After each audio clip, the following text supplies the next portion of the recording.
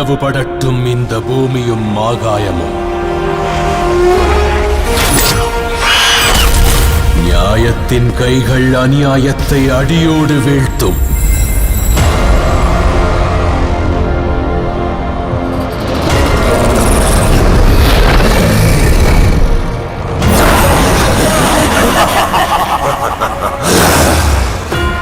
வந்து கொண்டிருக்கின்றேன் நான், வந்து கொண்டிருக்கின்றேன் தர்மத்தின் இரு பாதங்களோடு அதர்மத்தின் 10 தலைகளை கொய்ய.